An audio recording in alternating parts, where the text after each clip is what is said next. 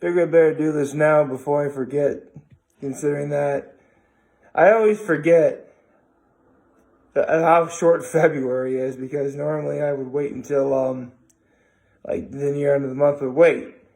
I'm going to be so busy this upcoming weekend spending time with my mom and my dad, I'm not going to find the time to do this, so I better do this now. And it's near the end of February, so it works. Hello, good evening, and,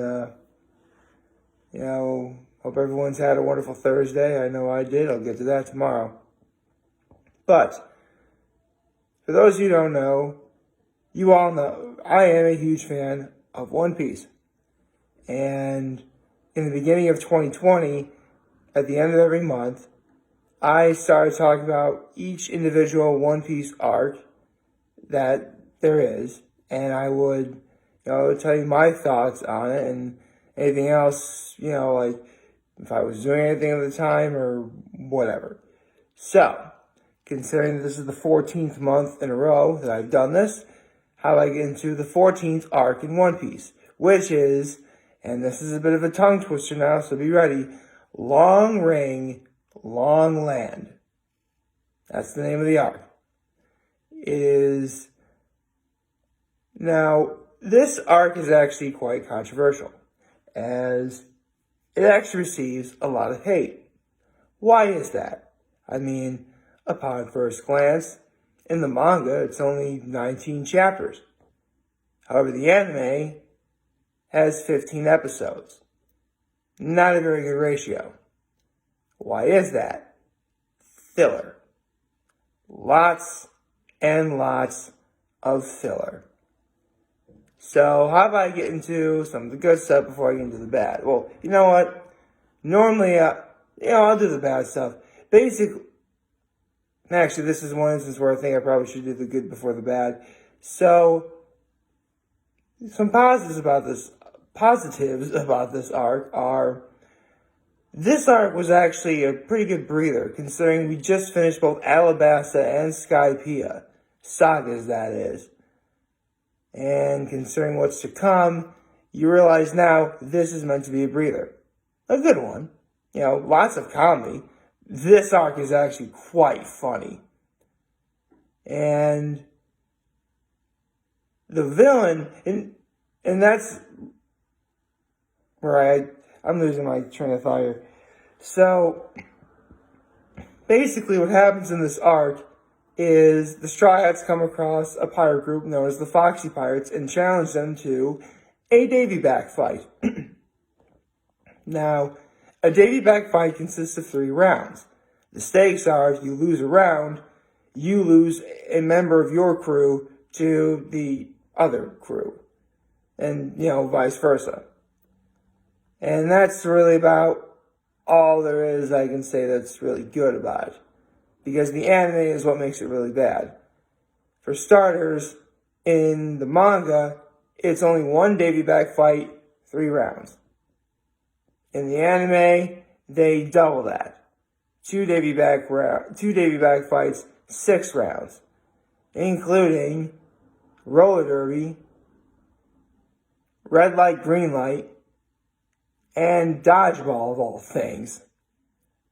Where in the manga, and they do this in the anime too, but those 3 I just mentioned were not there. The actual ones that are in the manga that were adapted in the anime as well were the donut race, basically a boat race, sort of. The groggy ring, think like soccer, wrestling, and yeah, it's really cool. And then the combat, which, hands down, is the best part of the arc for me. Because Luffy's fight with Foxy is actually quite really good when Foxy is a genius using his devil fruit who knows how to use it rather well. And Foxy is actually quite funny.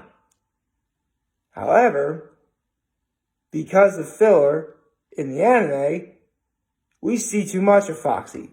See, Foxy's funny, but only in small doses. Too much of it's like having too much candy, Like, it's good, but too much can be kind of bad. And it's really sad, too, because there's actually other good things, too, like the story of Long Jit and how his story is so incredibly sad but hilarious at the same time. Not to mention,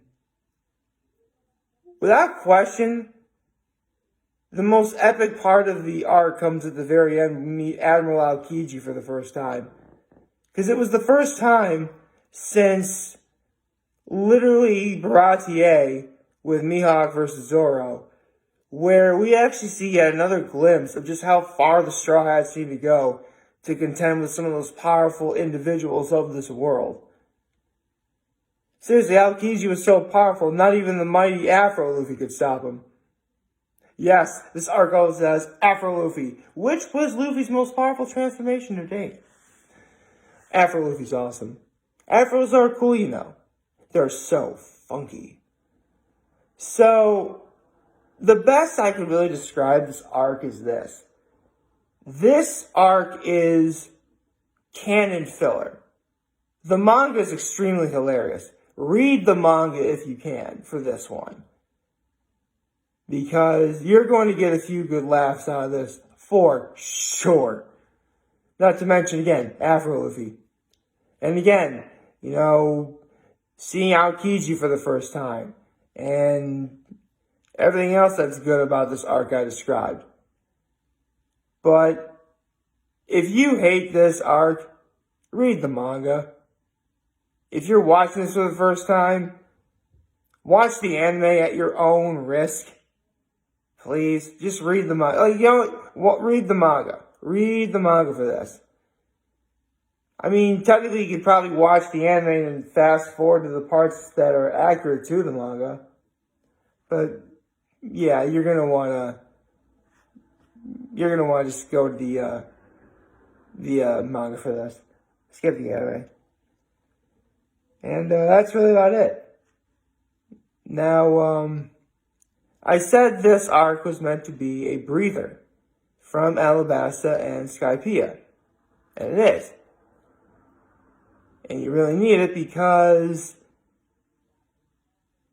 next month when I talk about Water 7, things start getting very serious. As at the very end of this arc, Aokiji mentioned that with a certain Nico Robin, who only just recently joined the Straw Hats, there's more to Nico Robin than you might think. And in the coming months, as I go through the entirety of the Water 7 saga, well, actually, the Water 7 saga started now. This is when we get into when One Piece starts getting particularly dark. There'll be some good moments coming ahead. But you gotta get through quite a bit of heavy emotional stuff. We'll see when we get to that. So, like, favorite, share, hit the subscribe button, follow me on social media platforms. You know, turn on notifications on YouTube. You know, gotta ring that little bell. And I hope everyone enjoyed this video for right now. I hope everyone has a wonderful evening. Get a good night's sleep. I know I will. And remember, if you guys want to talk or chat, I'm always going to be here to London here. I'll be back. Take care and make good choices. Have a nice evening.